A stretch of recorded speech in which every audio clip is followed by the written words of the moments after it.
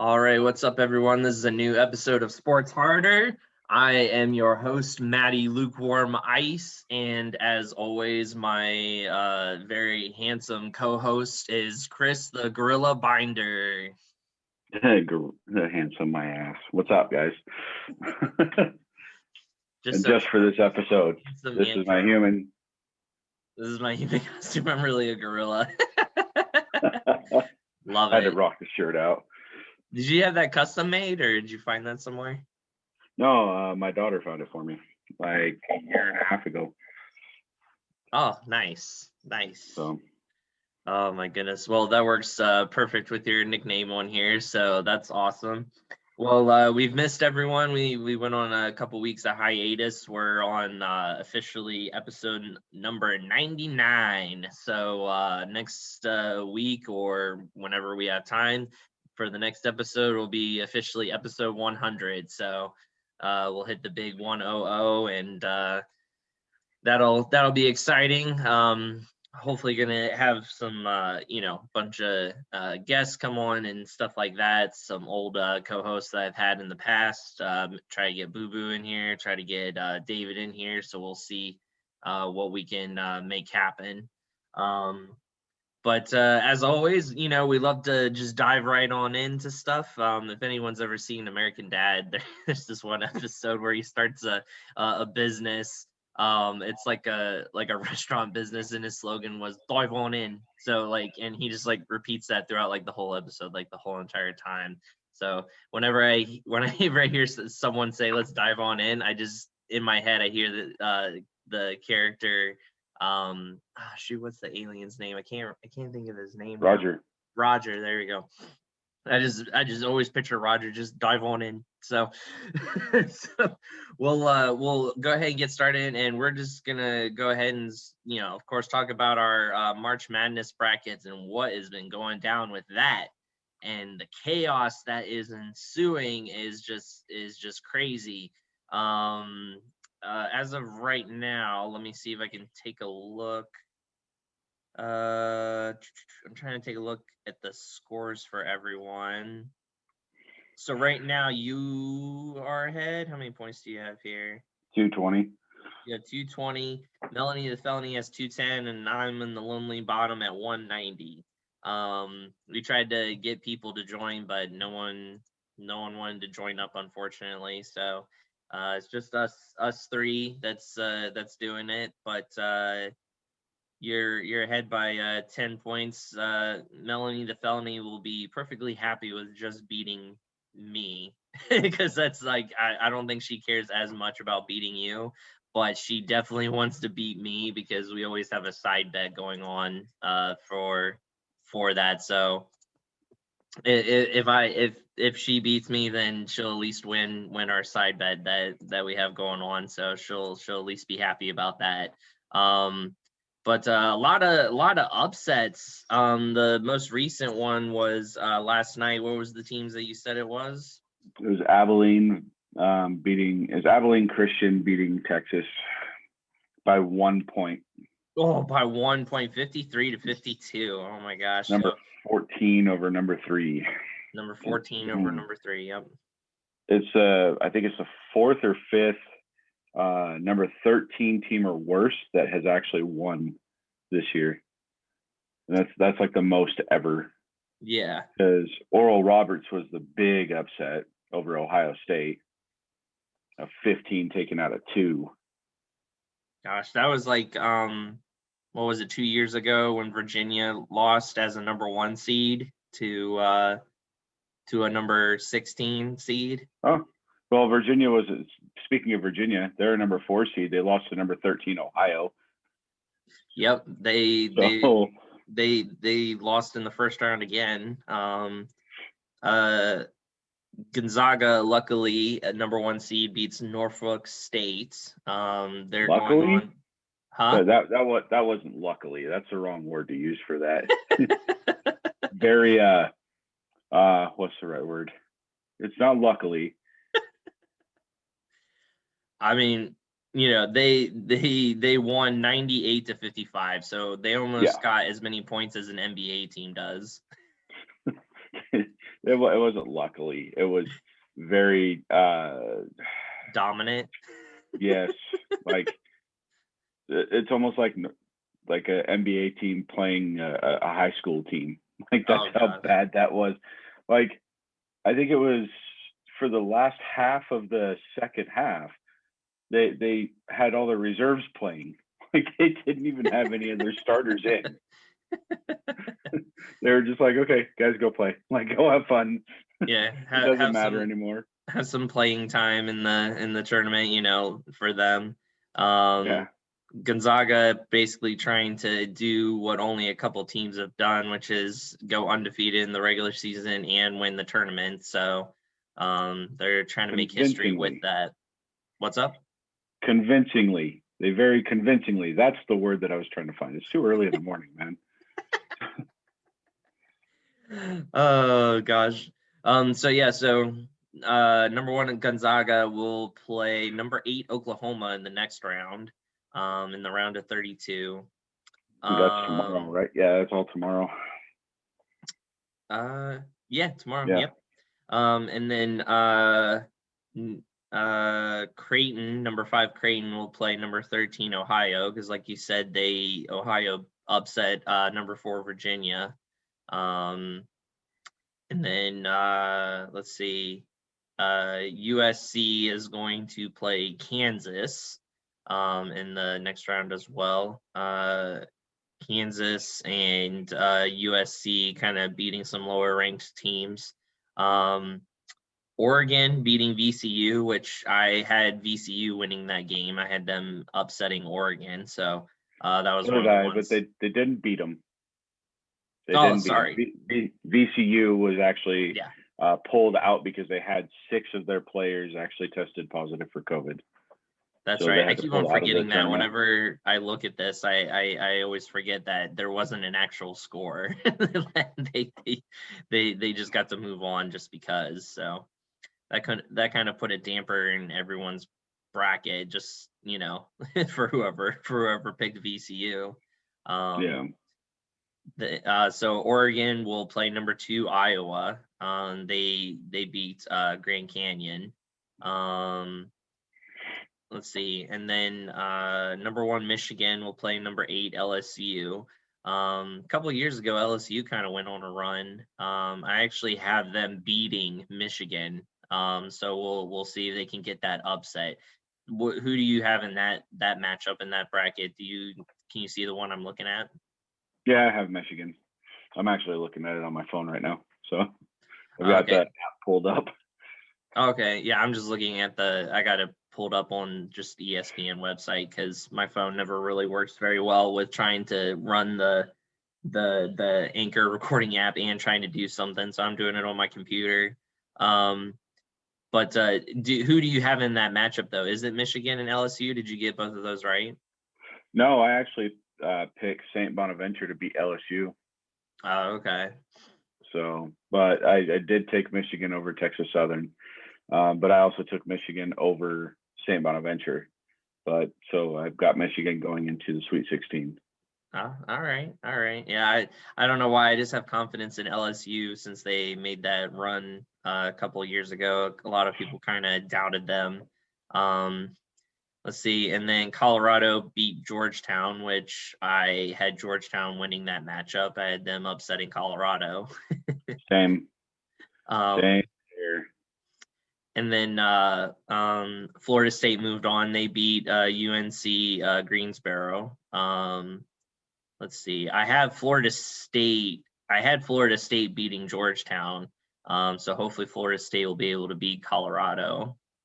Same here. I have Florida State actually going all the way to the Final Four. To the Final Four. Wow. Okay. Nice. Yeah, they're a solid team, man. I was surprised they got ranked at 4 and not like a 2. Oh, okay. Well, that'll be interesting to see then. Let's see, and then UCLA beat BYU, which I had BYU winning that matchup. I had UCLA. Oh, nice. You And know then what? of course, You know why? why? Hold on. That's the first Sunday game BYU has ever played. Oh, so you just knew they would lose. Yeah, they're not supposed to play on Sundays. Like that's a big thing with BYU, and like the NCAA actually apologized to BYU for that because they're like, look, we forgot, like we just did the schedule. Yeah. We didn't mean to actually put you guys on a Sunday. If you guys make it through, we'll make sure you're not playing on a Sunday next time. Oh, well, there you go. And then, of course, we talked about Appalachia, I guess that's how you say it, Christian beating Texas. And so I, of course, had Texas going through for that and BYU. So that kind of puts a damper on mine because I didn't get either of those right. I got both of them wrong. Well, I had Texas going all the way to the Elite Eight. Oh gosh. Oh no. Yeah, that one hurts. Let's see, and then Maryland beats UConn, which I picked that as an upset. I got that right. So did I. And then Alabama, of course, beats Iona. So Alabama, Maryland, I got both of those right, and then I have Alabama beating Maryland to move on. I think I have Maryland moving on, but then losing to Texas. So yeah, I have Alabama in my Final Four. So wow, I have them going far. I don't need to know. Bama can't win again. They already won the national championship in football. We can't let them win the NCAA tournament too. So true. And then on the other side of the bracket, Baylor beats Hartford, so they move on with the number 1 seed. And then I had North Carolina beating Wisconsin, but Wisconsin ended up winning pretty dominantly too. They won 85-62 over North Carolina. I had Wisconsin actually. Dude, North Carolina almost didn't even make it.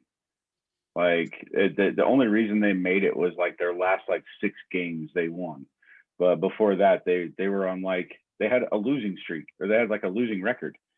Like the typical top 3 teams, Duke, Kansas, and North Carolina, all sucked at the beginning of this year. Like Duke didn't even make it. Like yeah, that's the first time I've ever seen Duke not make it. Yeah, the Blue Bloods did not do well this year in basketball, and I think Duke, they said it's been 28 years since they haven't made it. Like that's a long freaking time. I was 11. Like I don't even remember that.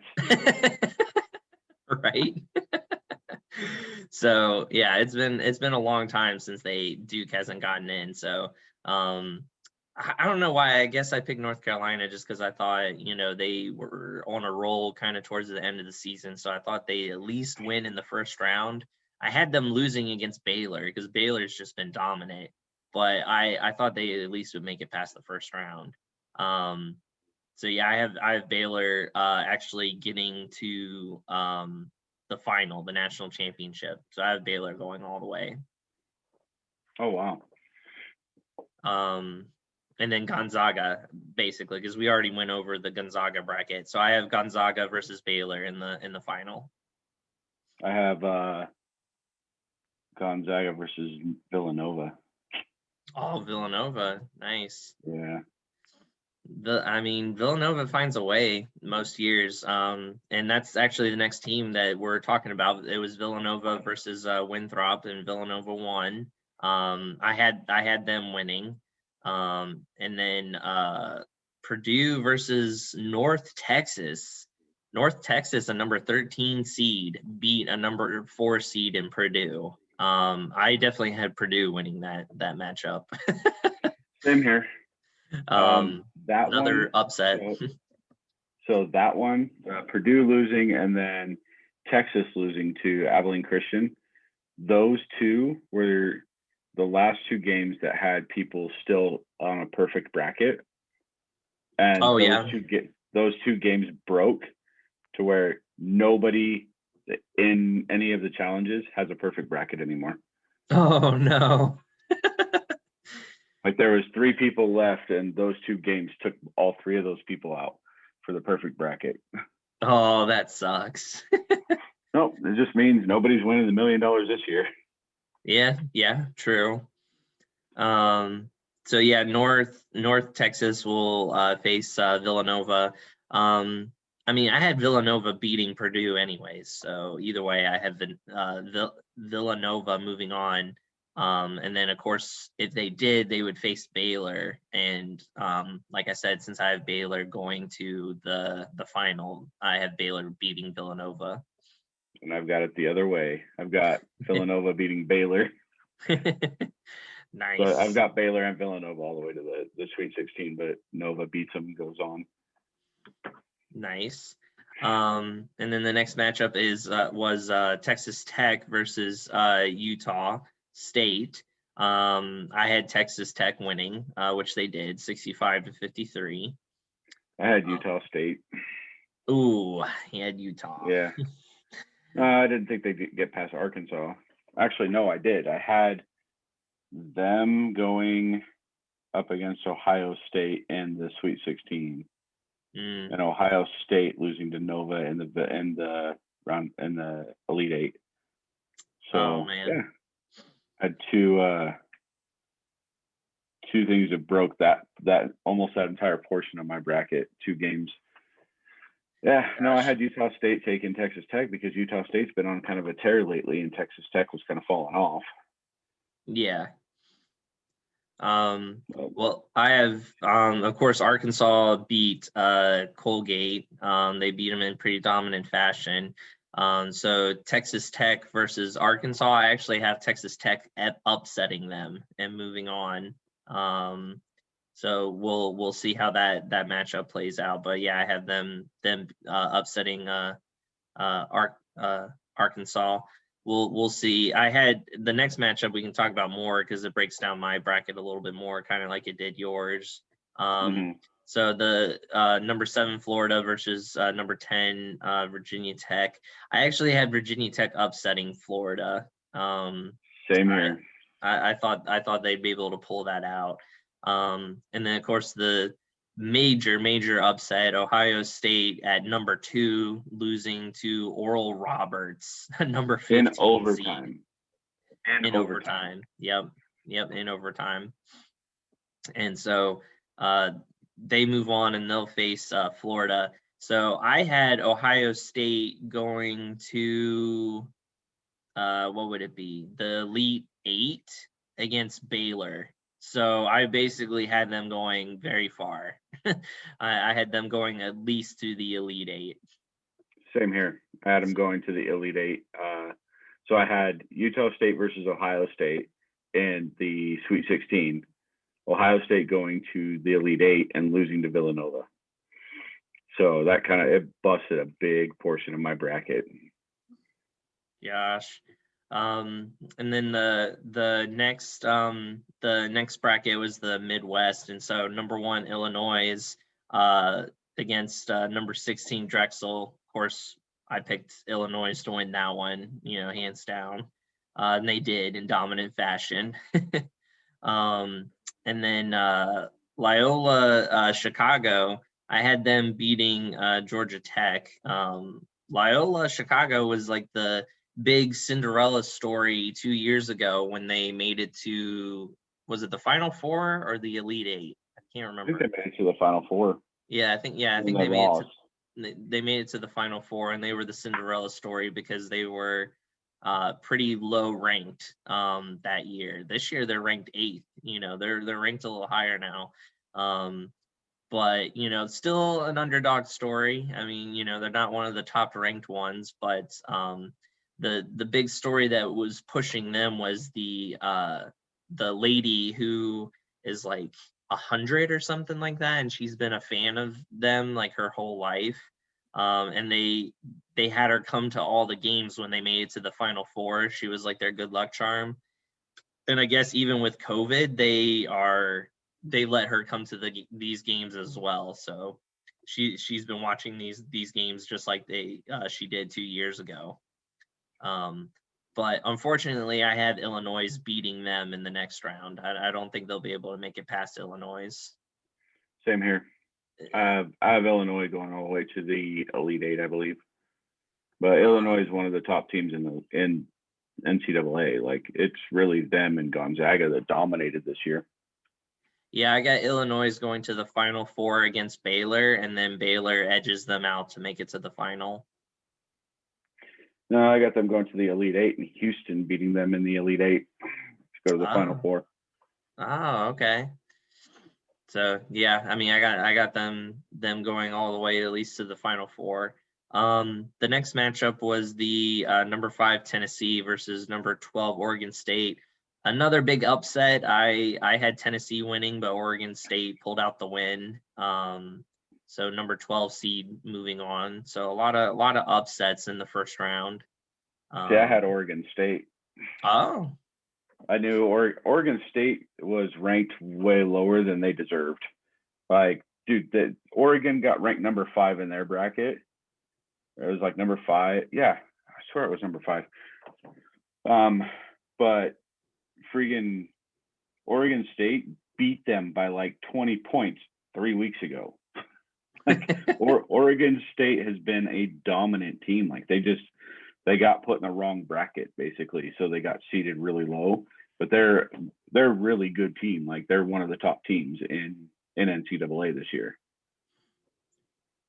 Fair enough. I predicted wrong for the upset because for number 4 Oklahoma State versus number 13 Liberty, I picked the Liberty to win. So I should have flipped and picked Oregon State instead for my upset, but I picked the Liberty to upset and they couldn't get it done. So number 4 Oklahoma State is going to move on to play Oregon State. So I had Tennessee moving on to play Illinois eventually. So that kind of broke up my bracket a little bit. I had, where is it? Oklahoma State actually playing Illinois. Alrighty. So next matchup, number 6 San Diego State versus number 11 Syracuse. I actually picked Syracuse to win this one, so I called that upset. Same here. Like San Diego State, I think they got ranked way too high. Yeah. Like Syracuse was a much better team than San Diego State this year. And then number 3 West Virginia versus number 14 Morehead State. I picked West Virginia to win that one. West Virginia is actually a good team this year. I have them facing Illinois in the Elite Eight. So, but then they'll of course lose to Illinois because I have Illinois going to the Final Four. But I have West Virginia going to the Elite Eight. Wow, not me. I had them winning this game, but I actually have Syracuse beating them. Oh, okay. And then the next matchup, number 7 Clemson versus number 10 Rutgers. Again, a big upset. I had Clemson winning that game, but Rutgers pulled it out. And then that's the one game I missed in this bracket so far. Oh, okay, nice. Number 2 Houston versus number 15 Cleveland State. Houston just pulverized them 87-56. So yeah, so it'll be number 2 Houston versus number 10 Rutgers. I feel like Houston's going to blow them out. I have Houston moving on to the next round, but then I have Houston losing to West Virginia after that. And see, I have Syracuse beating West Virginia, Houston beating Rutgers, but then Houston beating Syracuse, and Houston beating Illinois. Oh, all right. Nice. Well, I think Houston's going to be tough this year. Yeah, it looks like it. I mean, especially with how well they played in the first round. So yeah, we'll have to see. So I think that covers all the matchups so far that have been happening. So just a recap for both of us, we'll go over both of them. So the Final Four, I have Gonzaga versus Alabama and Baylor versus Illinois. And then Gonzaga moves on, Baylor moves on, and then in the national championship, I have Gonzaga beating Baylor by 5 points, 60-55. So my Final Four is Gonzaga, Florida State, and then Villanova and Houston. And I've got Gonzaga and Villanova in the national championship, and Gonzaga winning it by 6. What's the score? 69-63. 69-63. All right, awesome. Awesome. Well, I love it. That's great. We were able to break down all of our matchups and be able to go over you know what's going to go down for each matchup and kind of how we felt about all these upsets that have happened. Because I think you told me before we started how many upsets there were. It's like the most that's ever been or something like that. So there's been 4 13 or lower seeded teams that have won this year, and that's like the most that it's ever happened. We see a lot of 12 beating 5s, like that's pretty normal. We see at least 1 or 2 of those a year. Yeah. But seeing like 4 13, like a 14 beating out a number 2, like we had like multiple 13s beating out like 3s. Like where did this happen? Like it's never happened like this much before. And it kind of got me thinking a little bit. Maybe the seeding needs to be re-looked at, because I think they're kind of doing the same thing with the seeding that they're doing in the NCAA football, which is big name schools are going to get the higher seeding even if they have a worse record. Like, how did North Carolina actually have a higher record or a higher seeding? Like, Yeah. I don't understand why they were seeded. Where was it? Just a second to pull it up here. Wasn't it like 8 or something? So yeah, they're seeded number 8 over Wisconsin, but they had a better Wisconsin had a better record. Like they're 8th seed. They didn't deserve the 8th seed. Honestly, I would have put North Carolina at probably a 12. Yeah. But yeah, they because definitely of the could have been ranked name, lower. but because of the name, they get a little bit of a higher seed. Because of the background of the school, they get a little bit of a higher seed. Like I think they're kind of starting to lean that way, the way they do in like football, because if you're SEC, you're really like on the top tier. But if you're Pac-12, you're kind of mid tier, so you don't get as much love. You have to show you're much better than like Alabama. Like Alabama will get the number 1 seed even if they're playing a whole bunch of like crappy teams. Like if they play all Mountain West teams, they're still going to have a high rank because they're Alabama. Yeah. Where if you have like Washington that beats the crap out of like a whole bunch of SEC teams, then they'll get looked at and possibly be a number 2, but they'll never get to number 1. So I think they're kind of doing the seeding a little wrong, and I think they need to go back and look at some of the seeding stuff, because like this many upsets, it's going to cause them to look at it, because they're like, this shouldn't happen. Yeah. Like maybe we're putting teams where they don't belong.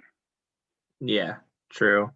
And I don't know how much it has to do with COVID stuff. I mean, with being able to go out and not really recruit or not be able to go and look at the people that they wanted to look at.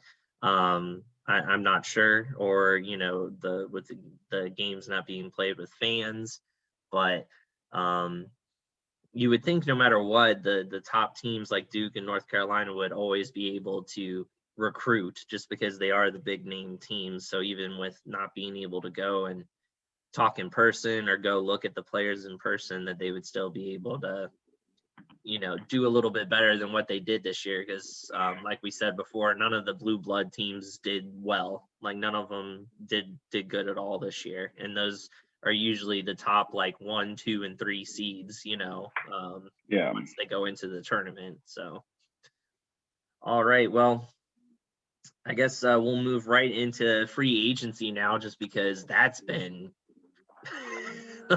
freaking cray since it started in the NFL. But before we hit free agency, I guess let's start off with the retirement announcement of Drew Brees. So Drew Brees officially, retiring, saying goodbye to the game of football.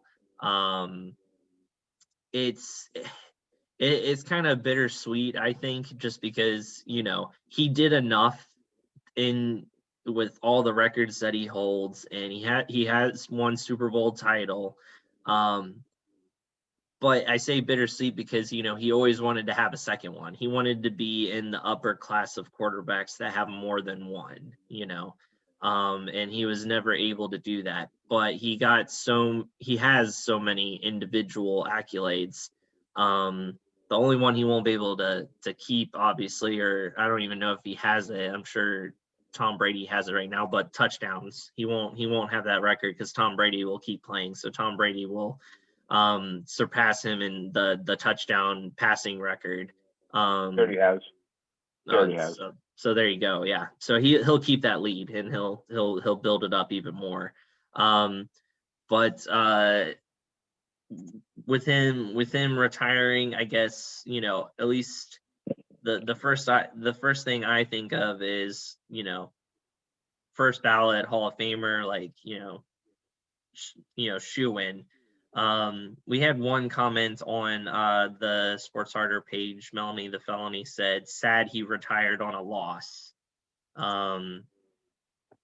How do you feel about it? Do you think it was like the right time for him to retire, or do you think he should have tried to go for it again to try to get that one last one, or like how do you feel about things, or is he done enough?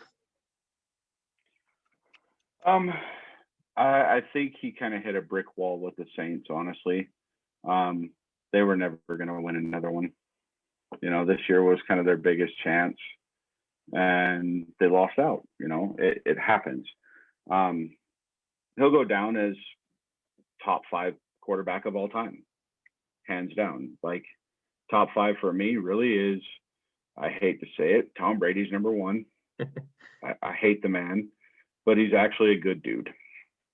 I've actually been like looking up some of his accolades outside of football, and he's an all-around good guy. He actually is. He seems like a douche, but he's just competitive. But like top 5 quarterbacks for me for all time is Tom Brady, Joe Montana, Peyton Manning, Drew Brees, and probably Kenny Stabler, just because I love him. Throw him into the mix, why not? Yep. But he's top.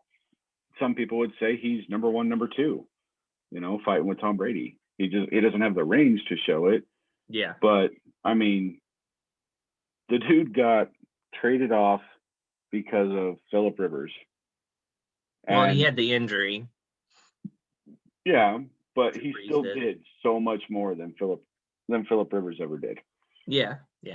It's like, you traded greatness for constant mediocrity.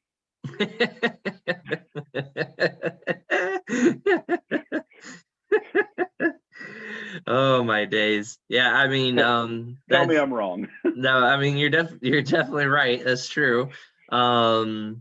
Yeah, Philip Rivers never could get them over the Chargers over the hump, and maybe Drew Brees could have done that. He obviously did it with the Saints. Like I said, they had that one Super Bowl win under his belt. So it's yeah, like I said, it's just bittersweet. It's sad to see him go, but let the man be with his family, let him enjoy that. And he obviously seems really great with his kids. When he broke the passing record, like he hugged his son on the sideline and told him, you can do anything if you put your mind to it. Like, he said, if you want it bad enough and you work hard enough, you'll get it. And that's true. It's a great thing to tell your son in that moment, when you've worked so hard to get that. And I definitely would say he's going to be up there as like one of the top 5 like best quarterbacks of all time. I definitely agree with that. My list might be a little different just because I feel like maybe like a Terry Bradshaw should be up there. Like, no. He's won some nice titles, but But yeah, now of course we have to talk about the successor to be, which involves free agency, and so we've had both um, uh, Taysom Hill and Jameis Winston get re-signed by the Saints. Obviously, the Saints gave Hill a huge extension. They I can't remember what the exact numbers were, but 5 years, 140 million, but that entire 140 million can be voided. Well, there you go. So, I mean, Jameis Winston, I think, was only on a one-year deal for Yeah, they give him. him 1 year, like 9 million or 10 million or something. They didn't give him a big contract at all, but Yeah. they haven't decided who's going to start. I honestly think they're probably going to start Jameis Winston, see what he can do. If they don't like him, like at first, for the first couple games, they'll have Jameis Winston starting, and they'll have Taysom Hill doing his whole Swiss Army knife thing where he plays every damn like position on the field. Yeah. Like, Yep. I mean, the dude, I'd be surprised if they don't put him in for defense this year. Like, honestly, like put him in as a safety or a corner, let him cover somebody. But I mean, I think if Winston isn't doing well, they're going to pull Taysom Hill and put him as a starter and just bench Winston and possibly cut him or trade him by the end of the season. Well, I mean, it's one of those things where I can't see Jameis Winston doing any better than he did in Tampa. What's going to be the difference between what he was in Tampa than what he's going to be with the Saints? Like, I still feel like he's a turnover machine. Like you can't fix that. Like you can't just be like, hey, you know what? You're playing for us now. Don't throw as many interceptions. Like we're gonna show that you play better for us. So stop doing that. Just stop that. Just stop. Like the big difference is the Saints have a better offensive line than Tampa did. So they can keep him protected so he's not always running around like crazy. That was one thing about Drew Brees. Like, he's a great pocket passer. Yeah. And he didn't always have to get out of the pocket. He was never on the run because he had a solid offensive line. Winston didn't have that in Tampa. But let's also be real. Jameis Winston had 3 seasons of 5,000 yards. With Tampa, even though he was throwing like mad interceptions, the dude still had 5,000 yards passing. Like, that's insane. Yeah, that's true. I mean, the offensive line seemed to work well for Brady this year. I mean, well, they added a couple people too. They added a couple people. Like they made it a little better for Brady. Like Brady's like, no, I need protection. So they're like, okay, well, let's bring this person in and bring this person in and put them in. Made it a little better for him, you know. I think I don't know. It was Brady got sacked a lot though.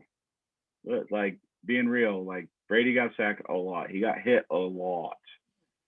Like, what was it, the NFC Championship against the Packers where he threw like 3 picks or 4 picks?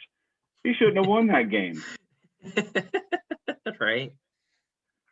At least you would think so. You would think that you would lose a game throwing that many picks, but somehow he still pulled out a win.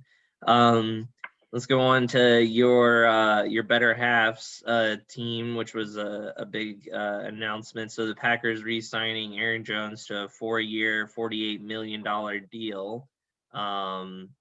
You know, I wasn't shocked or surprised by that. I mean, I knew when he was a free agent that he was going to stay with the Packers. The Packers weren't going to let him go because that's like one of the best running backs that Aaron Rodgers has ever had. So, you know, you already don't give him any weapons. Let's not, you know, take away more and piss off Aaron Rodgers, you know, like let's keep him happy as well. So I kind of knew that was going to happen.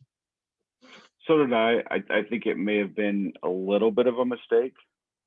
And I'm saying that because my wife's in bed, so I don't have to like deal with her wrath on this. As much as I like Aaron Jones and as solid as Aaron Jones is, he's 29 years old. He just signed a running back that's 29 years old to a 4-year contract, where his heir apparent, AJ Dillon, is his backup, 21 years old, is on the team, making way less. AJ Dillon showed that dude's got some wheels and he's a truck. He honestly reminds me of Bo Jackson, like being able to run through people and still outrun them. Yeah. Like AJ Dillon looked good.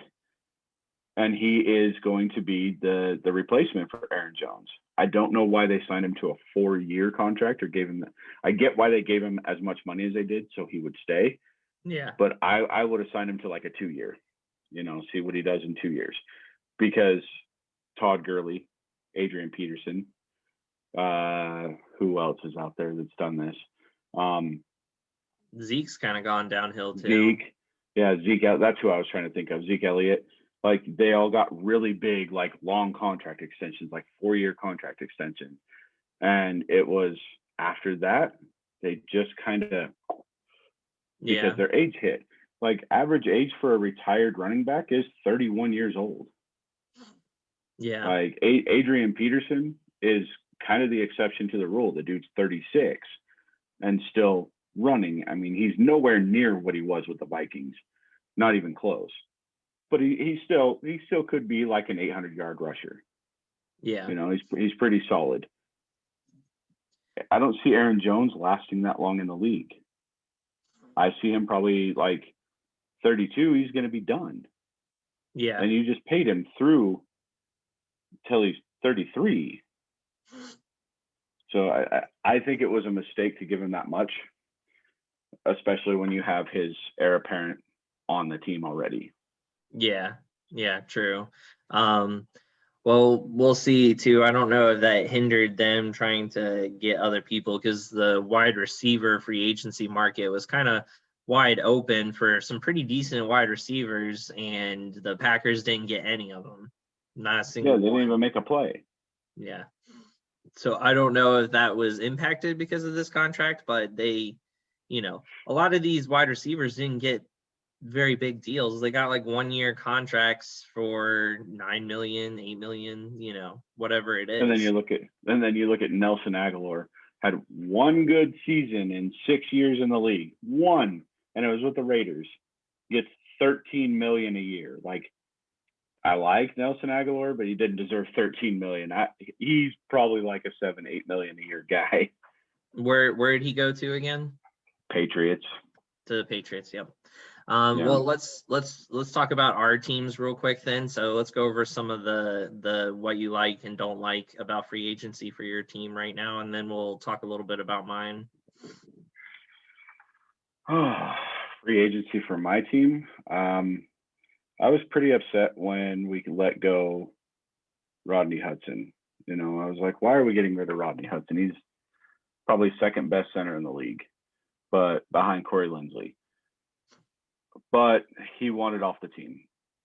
He actually asked to be released. They traded him, got a 3rd-round pick. I'll take it.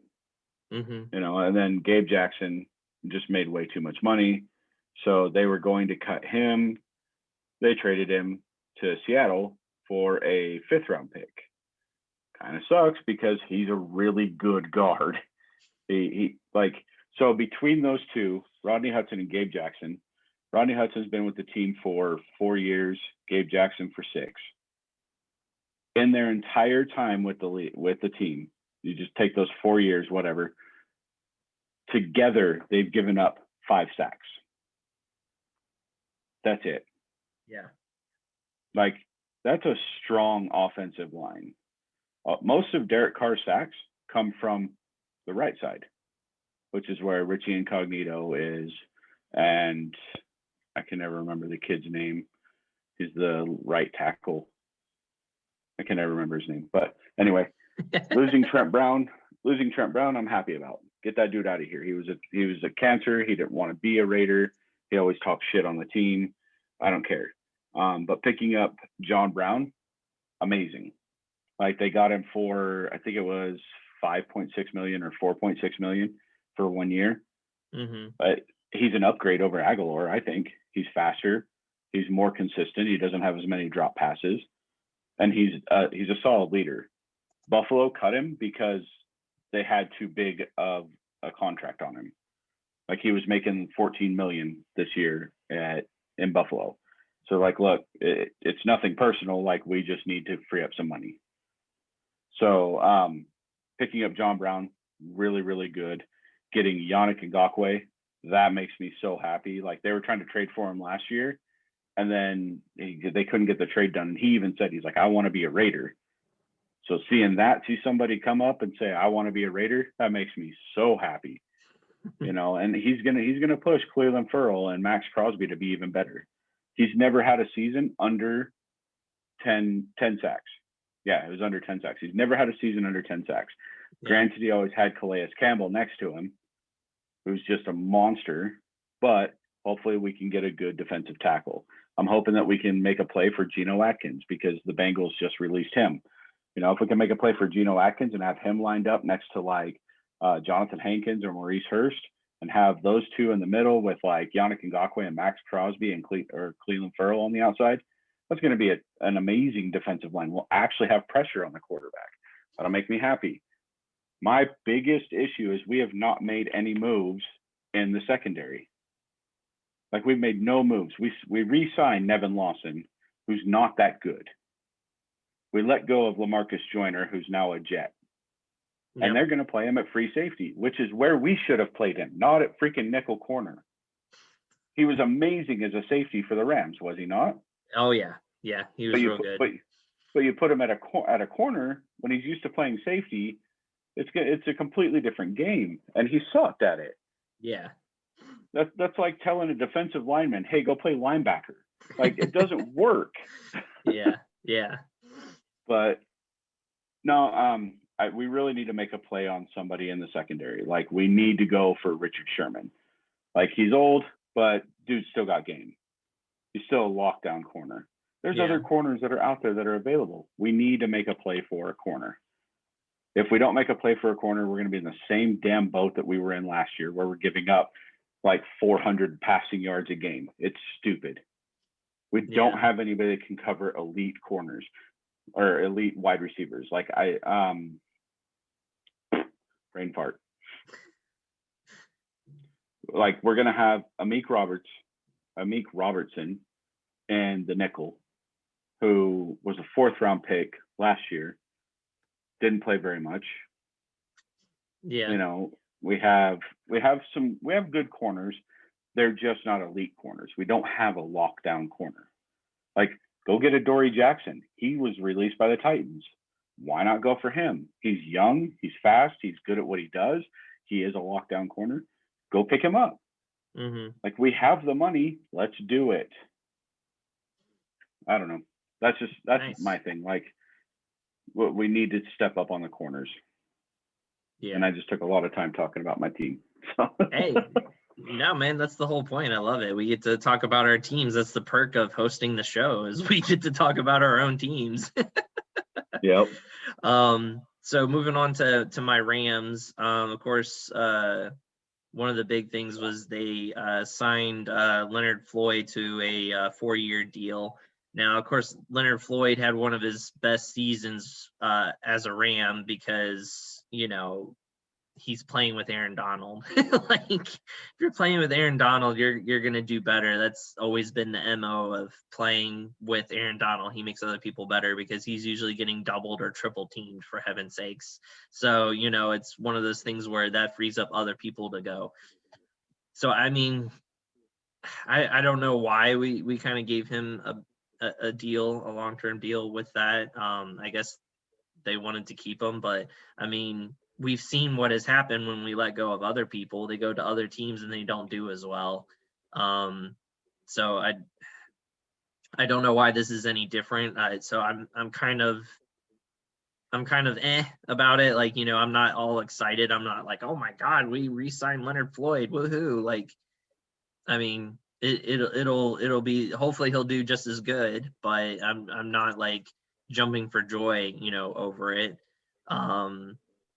We lost Troy Hill in our defense. He signed a 4-year, $24 million deal with the Browns. So that's kind of a hit for us, but our CBs and safeties are kind of deep. We have a lot of good ones. So I wasn't. I mean, I knew we were going to lose some of them, but I, wasn't as concerned just because we have a pretty good depth chart in that area. We lost Gerald Everett, our tight end. He is going to the Seahawks. Yeah, he's going to the Seahawks, which sucks because it's in our division. Like, why couldn't you go somewhere else? Like, sign anywhere else but with like our rival team. So he's going there. I actually thought he was a great tight end. We didn't utilize him as much because we had Tyler Higbee, and Higbee was a good tight end. So I can understand why he wanted to leave. He wants to be the number one somewhere, and I think he'll get that in Seattle. I think they'll utilize him the right way. So I mean, I'm glad he can get his dues somewhere else. Let's see, and then we lost Malcolm Brown. He left to go. I can't remember what team he went to. But again, we have some younger running backs that are good. We have Akers, who was showing a lot of promise towards the end of the season when he was healthy. So as long as he stays healthy, I think he'll be great. And we had some other running backs that I think could step up as well. So I'm not as sad about Brown leaving. We traded Michael Brockers for, what was it, like a 7th round pick, I think it was, to the Lions. So I mean, apparently everyone only the Lions want to trade with us. No one else does. We're just trading. I just want to. I know you let me go on a rant, but I just have to laugh about the Michael Brockers trade. Like you mentioned him, and I just started laughing because like a week before they traded him to the Lions, he was talking mad shit on Jared Goff about how he's not a great quarterback and all this other stuff. He's got to be teammates with him again. Oh, that's why you gotta be careful with what you say before stuff like that happens. Right. Oh my God. So yeah, I mean, like I said, I think the Lions are the only people that want to trade with us. No one else seems to want to. But yeah, obviously the Matthew Stafford trade is officially finalized and going through. They've been showing pictures of him like in Rams jerseys and stuff like that, so I think that was all the ones basically for the Rams. You gotta say Andrew Whitworth retired, didn't he? No, he didn't. Oh, I heard that he was going to, or that he did. No, I'm pretty sure he's still wanting to go. Okay, that's good then. That was just a rumor then. Yeah.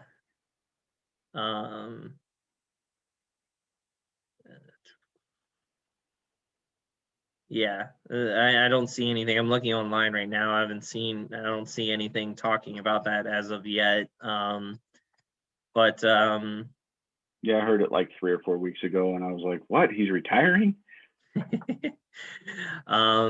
So yeah, the Rams. I guess the only thing I can really say about them then is, I'd like to see them make some more moves because we're losing more players than we are like gaining. That's what happens when you have the number one defense, though. We had the number one defense last year, so everybody wants the players from the number one defense. That's going to happen. So I think we lost John Johnson as well. Yep. I can't remember where he went to. Did he go to the Jets or the Jaguars? I think he went to the Jaguars. Let me look it up really quick.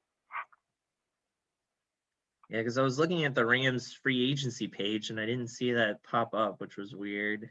It should have said something on here, but I don't see anything. Oh, no, he was actually looked at by the Browns. Or no, he went to the Browns. Oh, I thought that did Troy Hill and him go to the Browns? Yeah. Yeah, they're both members of the Browns. Wow. Oh, Oh, that's gonna be scary. the Browns are trying to, make that push, man, because they were almost there last year. They want to compete against, the Chiefs, wide receivers and tight ends. They got to get some good CBs, get some good safeties. Well, I mean, they have. Wow. They are going to be scary. Oh my Lord, dude. They have Miles. This is their defense. Miles Garrett, Sheldon Richardson, Tack McKinley, who left the Raiders to go sign with them. Let's see, their linebackers. I don't really know. Anthony Walker's all right, but they also have Mac Wilson as a backup. Malcolm Smith still, and then their secondary is Denzel Ward, John Johnson, Grant Delpit, Greedy Williams, and Troy Hill. And then they still have Carl Joseph, Andrew Sendejo, like Ronnie Harrison. Holy crap, their defense is going to be scary. Wow. Well, we'll see if they can make it work. I mean, sometimes you get the players together and it doesn't happen. So we'll see if they can gel together and make it work. Yeah, if they can, they're going to be insane. Wow. No, I don't want to face them next year. I mean, yeah, they're becoming more and more of a better team. I mean, the coach that they brought in last year, I mean, he won Coach of the Year, didn't he? Yeah. So, I mean, that's what happens when you win Coach of the Year. Everybody wants to play with you. But a couple other big ones that it happened, I guess, that we need to go over. So we'll start off with the Cowboys signing Dak finally to a 4-year, $160 million deal. So the Cowboys finally putting their trust in him and saying that he's the quarterback of the future. Obviously, whenever a quarterback gets a big payday like that, Super Bowl expectations are always, put on that. And, he was, asked about it and saying that, he feels like that they can get to a Super Bowl pretty soon. I feel like they're still far away from being able to get to a Super Bowl, and they haven't helped their defense at all in free agency. So, I mean, how do you feel about Dak getting the big deal and staying in the big D? I think it's great for Dak Prescott, but it was a terrible move by the Cowboys because he hasn't proven anything. Like, why are you giving him Patrick Mahomes money, Tom Brady money, when he hasn't proven shit? Like, why? Yeah. Like, a little more swearing. Sorry. I think Dak Prescott I think he's a top 10 quarterback. But so is Derek Carr. So is Matt Stafford. Mm-hmm. So why aren't Derek Carr and Matt Stafford asking for $40 million a year? Oh, that's right. They haven't proven it. They haven't proved they deserve it. Like, just because they have the stats doesn't mean that they earn that money. Yeah. Because they haven't taken their team deep in the playoffs. They haven't taken their team to a Super Bowl, win or lose. They haven't done anything to prove that they earn that money. Yeah. And I don't think Dak Prescott has either. So yeah, he's a great quarterback. He's got a great ceiling. He really does. Prove it. Yeah, we'll have to see with this coming season. I mean, if their defense can't stop anyone, though, I mean, I don't know how much he can prove other than like a Jameis Winston, where he can go out and throw for 5,000 yards for a season because he's on the field so much. Like the defense is letting the other team score so much, and goes right back on the field as soon as they're out there. Then he's going to put up some awesome numbers. But your team's not going to do well if your defense can't do anything. So I think his expectations of a Super Bowl is great, but I just don't see it in their near future, even on this contract. Like, I don't even think they could get it done within the 4 years. So nope, I don't think so either. So good luck with that, Dallas. You may win some division. Yeah, you may win the division a couple times, but It's you're not hard to do well, when that's they're what I'm all losing saying. records. Yeah, it's not hard. So if your expectation is just to win the division and lose in the first round of the playoffs, then fair enough. But that's not a good standard for some people. Some people aren't comfortable with that. They expect more and want more. So Yep. So one so thing that I another wanted to bring team. up, Oh, go one ahead. thing I wanted to bring up with not with Dak, but the free agency stuff is it was a funny blurb that I saw that the Patriots have spent almost as much this year on free agency in guaranteed money as Robert Kraft spent buying the team. When Robert Kraft bought the team, I think it was in 97, 98, somewhere in there. Yeah. He bought it for $172.5 million. Guaranteed money going out this year, $162.5 million. Almost as much as he bought the team for. Yeah, exactly. I mean, we're definitely going to cover all the moves the Patriots did. Before we do that, though, I just wanted to cover JJ Watt signing with the Cardinals, 2 years, $31 million deal.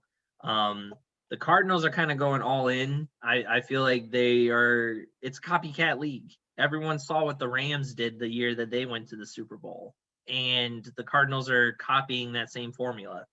And they're bringing in all the right people that they need to bring in. I feel like the Cardinals are going to be a nasty team next year. I could see them easily competing against the Rams for the division title. That's for sure. I feel like the Rams still have a good chance of winning it with getting Matthew Stafford, but it's going to be rough. So they signed JJ Watt, which adds another element to their defense. They signed AJ Green to a 1-year deal as a wide receiver. I mean, some people think AJ Green is like washed up or, old, has been, because of his injury and he had been out for so long. I think he's still got it. I think he can be a top tier wide receiver. And especially if he's put in the right scheme, you throw him in there as another weapon for, Kyle Murray, like that. I feel like AJ is going to have a top year next year. Like, I'm actually like thinking like, yeah, I want to get him on my fantasy team. Like, I think he really is going to blow it up. Like, if I had my crystal ball and I was going to predict something, one of those wild predictions that you do way before the season starts, that's like one of my predictions is I think AJ Green is going to blow it up next year with Kyle Murray. Yeah. So, I mean, one of the big things for them right now is that the Kyler Murray's still on his rookie deal for 2 more years. Yeah. So they also got Matt Prater too. Who's Prater. Why am I blanking on who that is? He's a kicker. He owns the record for the longest field goal. Okay. He was with the Broncos when he did it, when he kicked the 64-yarder. Oof, man. Yeah, he's got a leg, and he's pretty accurate. I mean, they did lose some people, but they didn't lose anything really, really big. They did lose Patrick Peterson. They lost Hassan Reddick. Let's see. They lost Kenyon Drake, who went to the Raiders. Yep. So now the Raiders have Drake and Josh as their backfield. Which potentially could be good. You don't get that, huh? Drake and Josh. Yeah, isn't that like a Nickelodeon or Disney show or something? Yeah, but I didn't grow up on that. Yeah, neither did I. I'm too old for it. I told my daughter that and she laughed. Like, she gets it. I don't. I'm like, meh, whatever. We're too old for that. We're old men. Well, hopefully somebody watches this and actually understands it. There you go. Yeah. I mean, they definitely made some moves, and they could actually make a run for the division. I don't think Seattle's going to make a run for the division. Like, Russell Wilson wanted a new offensive line, and they got Gabe Jackson. That's it. Like, they didn't do anything. Which the Bears, just side note, I guess, I guess there was reports that they really pushed for Russell Wilson and they offered 3 first-round picks and a couple starters. I don't know what starters, but I do. Oh, okay. What Yeah. starters were they? It actually came out last night that what the actual trade details were. It was their first round pick this year, their first round pick next year, their first round pick in 2023, and then Khalil Mack and Akeem Hicks. And the Seahawks turned it down. Stupid. Like, I would have taken that. Right? I would have been like, come on, let's go. Here, Russell, you're out. Bye. Freaking Khalil Mack and Akeem Hicks. Like, holy crap. Like, you want to play for the Bears? Like, yeah, go. Right. We'll draft someone. Like, we'll draft a new quarterback. Yeah, we got the Bears first round pick plus our first round pick. We could use both of those and trade up and get a higher pick and, you know, maybe grab one of the top prospects. Yeah. Grab Zach Wilson from BYU and watch him play for Seattle. Yeah. Yeah, exactly. Like, I definitely would have done that. Like, in a heartbeat, I would just been like, yep, yep, you're gone. They turned that down. Like, when I heard about the 3 first round picks, I was like, okay, you know, maybe they didn't think that was enough. And then I saw that it was Khalil Mack and Akeem Hicks involved in it too. I was like, wait, they turned that down? What? Yeah, definitely. That's crazy. I just can't believe. I mean, as of right now, it seems like he's still going to be a Seahawk. Same as, let's bring up another quarterback that's unhappy, Deshaun Watson. So Deshaun Watson, I thought about this the other day, and I was just like, this maybe could be a possibility. I don't know. Just hear me out. Conspiracy theory right here. Just follow me. Get on my level. It's probably the same conspiracy theory that I've got going on in my head. So are we talking about the rapes? Yeah. So we'll see. I have a conspiracy theory. So, you know, obviously reports have come out that Deshaun Watson is being charged with, you know, sexual assault to, I think it was a massage therapist or 3 different people. 3 different massage therapists.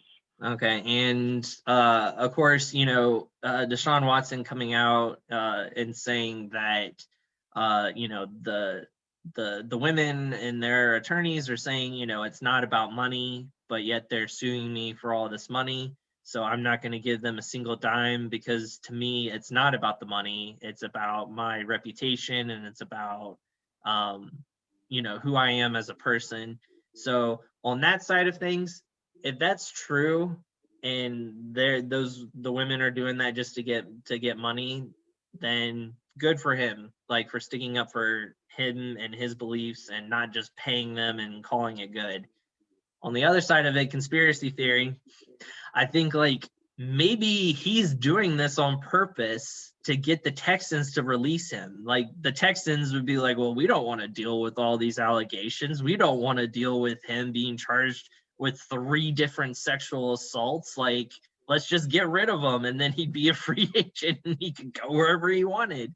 Like, I almost feel like his agents and him like came together and was just like, how can we make the Texans get rid of me? Oh, let's have these women accuse me of sexual assault, which is like one of the biggest things in the NFL. And then they'll just be like, well, we don't want to deal with that publicity anymore.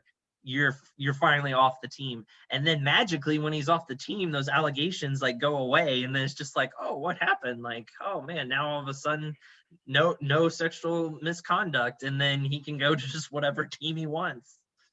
That's my big conspiracy theory. My conspiracy theory on that is a little bit different. Mine was that the Texans are actually the ones doing this. Oh. They hired the girls to do this, so no other teams would look at him and want to trade for him. Okay. Mine was a little opposite of yours. Like it was, they don't want other teams coming to them because they don't want to trade him. They want to force him to play. And if he doesn't play, then he has to pay back like $18 million or something like that. But why not get these allegations up, which is really big in the NFL right now, and have other teams realize, oh, well, we don't really want to deal with that drama. I don't want to deal with having that. You know, he could be suspended for a time if this comes out to be true. And then we traded all this stuff for him, and now we're not really getting anything that we want. So let's not even look at him and just let him stay with the Texans. Conspiracy theory. That could be a possibility as well. Yeah, that's true.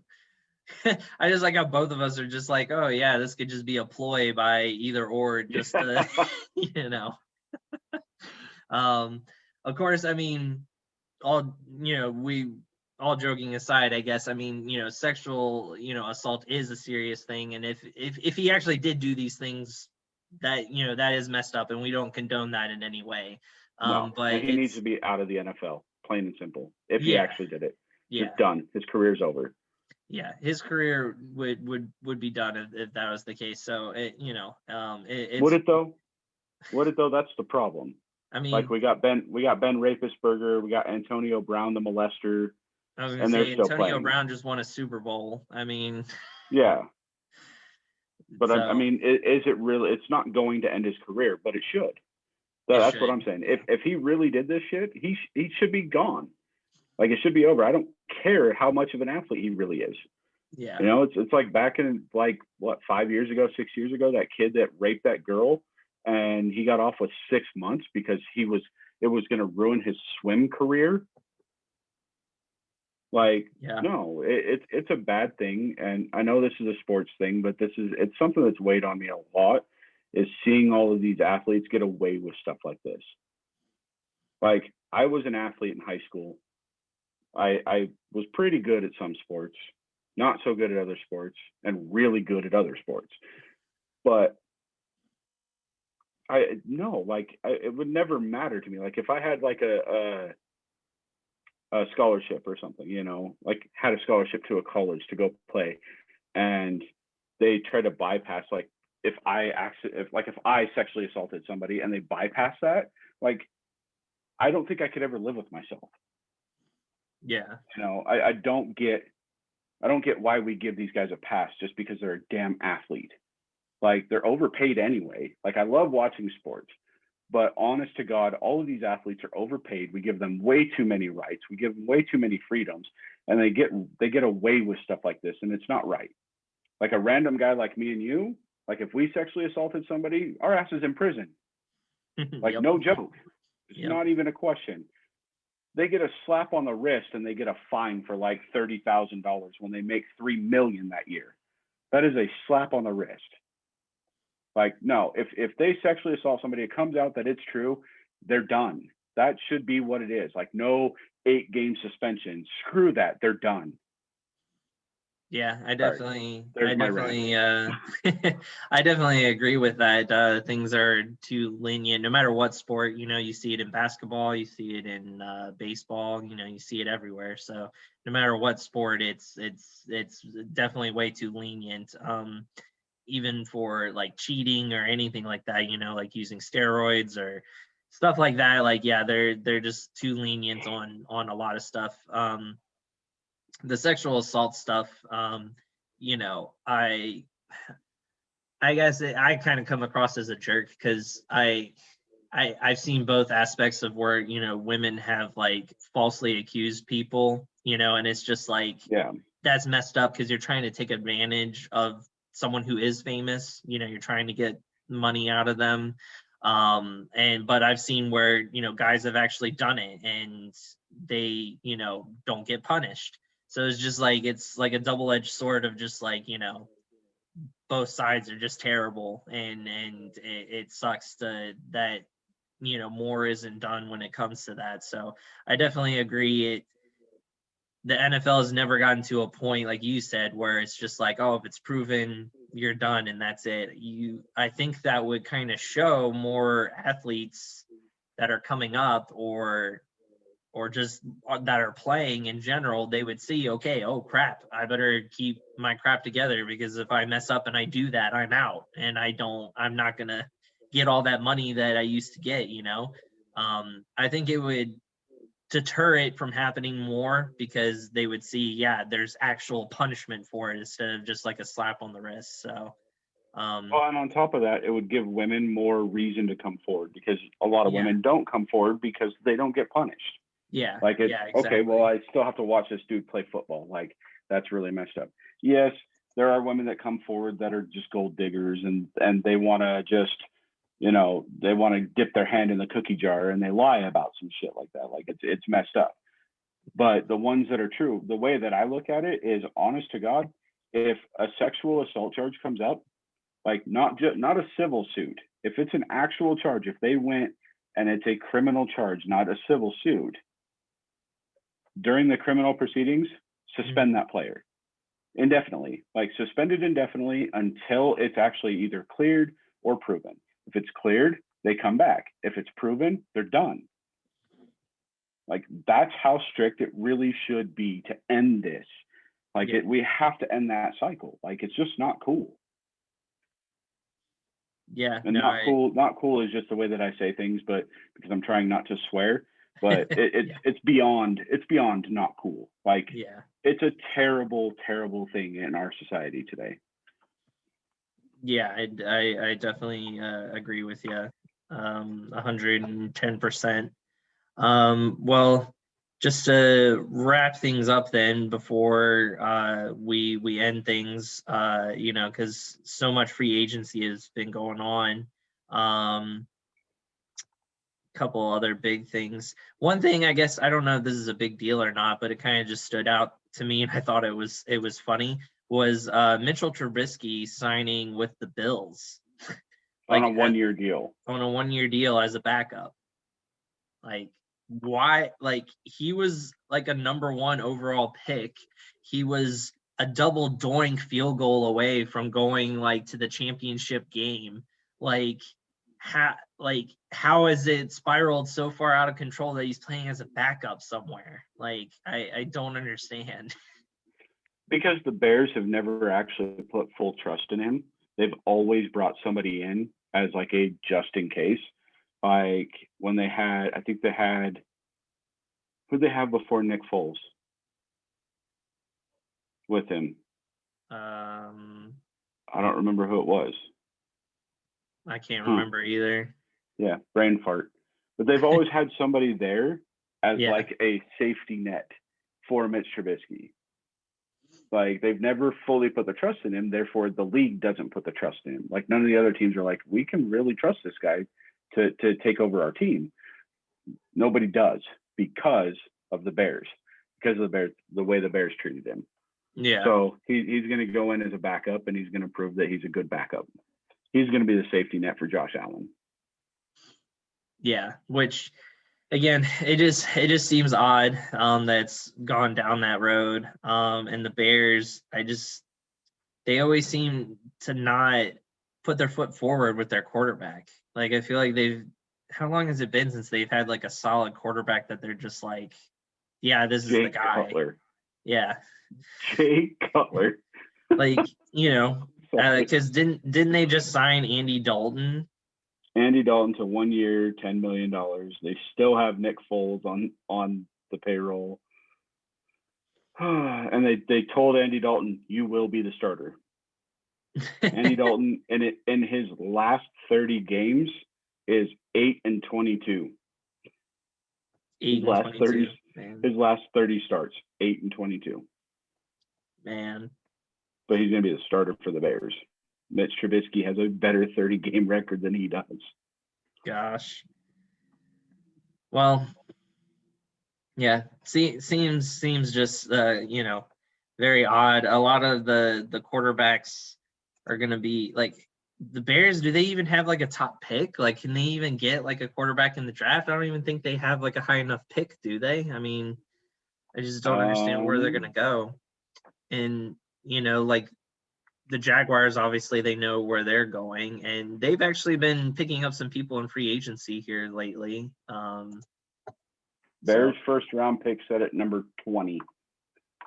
So no, they're not getting a top tier quarterback. See, so that just seems odd. I don't know. I just don't know what their plan is going forward. Like I kind of out of the loop. Sometimes you can tell with a team like what they're trying to do or what they're going for, but I have no idea. Let's see. Let's see, because I'm looking at the Jaguars right here. So the Could make Jaguars, some moves. they added Marvin Jones, which will be good with them bringing in, their number one quarterback next year. They got Trevor Lawrence. Trevor Lawrence. Yeah. Yeah, Trevor Lawrence. Trevor You're gonna actually agree to that finally? No. It's gonna be Trevor Lawrence. I'm still holding on to hope. my pop bet still needs to come to fruition. They signed Shaquille Griffin from the Seahawks, so they made a move And on Shaquem. him. What's And up? Shaquem. They signed both of the Griffin brothers from the Seahawks. They did? Oh wow. Yep. Shaquem went with. Yeah, they signed quite a few big name players for their defense, as well as Marvin Jones. Man, that's good. I mean, it'll be interesting to see what he can do in his first year with them as a coach. Kind of turn around the mentality there. And of course, they have draft picks that they can be able to do that with as well. I mean, there's some top tier wide receivers that they could get as well in the draft. So I could definitely see them making a good push. But all right, we'll end things there. I'm sure there'll be some more free agency stuff that we can talk about. There's we kind of mentioned a little bit the Patriots spending all that money on all these players, 2 top end tight ends that they got. Like, why do they need two top tier tight ends on their team? Because they're going back to the 2 tight end set like they had with Aaron Hernandez and Rob Gronkowski. Hopefully one of them doesn't murder somebody. That'd be good. Yeah, that'd be nice. And then they re-signed Cam to a 1-year deal, which terrible idea in my opinion. They don't use him the right way, so why bring him back? Like they should go out and get someone that they can actually use the right way. But we'll talk more about that. A lot more quarterbacks I feel like are going to move around. I feel like Sam Darnold will be moving around. Jimmy G I think will be moving around. We'll see. And then, of course, as always, the drama with Russell Wilson, Deshaun Watson, who, we'll see if that goes anywhere, if it's going to stay the way it is going into the season. So we'll see. Yep. But we appreciate you guys listening. We appreciate you guys joining. Oh, go ahead. Earl Thomas still not signed. Hey, free agency. This is the time to do it. Still hasn't, his career could be done. It'd be crazy. And speaking of careers, real quick, I'll throw this in there too that I thought was done. That new football league that's been going on. The fan controlled league. Yep, that's freaking Johnny Money Manziel, being one of the big names there. I think it's kind of interesting because it looks like arena football because they got the walls and stuff on the side. They play indoors. But what I think is cool, and I bet you anything the NFL is going to copy it, they put cameras on the helmets. So when the quarterback is running, you can see where they're running and like you see them in real time, or the quarterback cam shows like their progressions of like where they're looking and then them throwing it. I don't know if they have it on all the players, but I just saw that they had it on Johnny Manziel when he was scrambling, which was kind of cool. And then what was his name? I'm blanking now. It was a wide receiver. He used to play for the Browns and the Seahawks that got suspended because he kept on Josh Gordon doing marijuana. Yeah, Josh Gordon. Josh Gordon's in there. He's in that league too. So maybe that's going to be the place that what's his bucket can go. Earl Thomas, yeah, he can get a job there.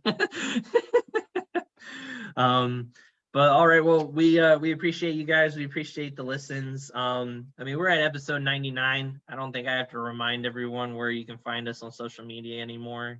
You guys know. Like everybody knows. So just, look us up, leave comments, as always, you can watch us on YouTube and, like and share, subscribe, do all that fun stuff. But next week, hopefully we'll see episode 100, the big 100, and we'll hopefully have some guests and go from there. So we'll see what happens. All right. But until then, we'll catch you guys on the flip side. Later. Peace.